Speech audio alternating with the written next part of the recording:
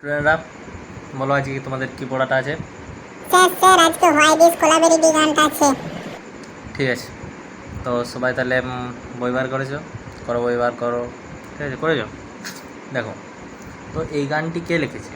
এই গানটি লিখেছে ধনুষ নামের একজন ব্যক্তি। ঠিক আছে, এবং তিনি এই গানটি গেয়েওছেন। ঠিক আছে, এবং তিনি একজন গায়ক হওয়ার পাশাপাশি একজন নায়কও। ঠিক আছে, তো এই গানটি কত সালে গাওয়া হয়?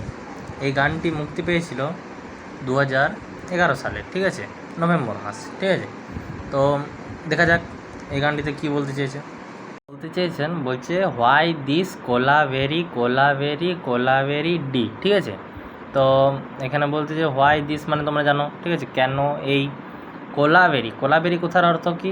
কোলা মানে হচ্ছে কাঁচা কলা। ঠিক আছে, আর ভেরি মানে হচ্ছে খুব। ঠিক আছে, মানে খুব কাঁচা কলা, মানে কাঁচা কলা খুব যাই বলবে, দি মানে দিয়ে দিচ্ছে কাউকে। তাহলে পুরোটার মানে করলে কি হোয়াই মানে কেন এই কোলাগুলো দিয়ে দিই। ঠিক আছে, এখন কেন দিয়ে দিচ্ছে, এবারে 3বার কোলাভেরি বলেছে, কেন এই কোলাগুলি দিয়ে দিই। ঠিক আছে, তো এখন গায়ক কেন দিয়ে দিচ্ছে কে জানি।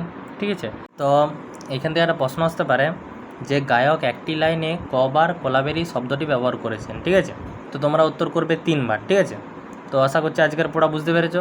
চলো দেখা হচ্ছে আবার পরের দিন। ঠিক আছে, তোমরা ঘর চলে যাবে কিন্তু।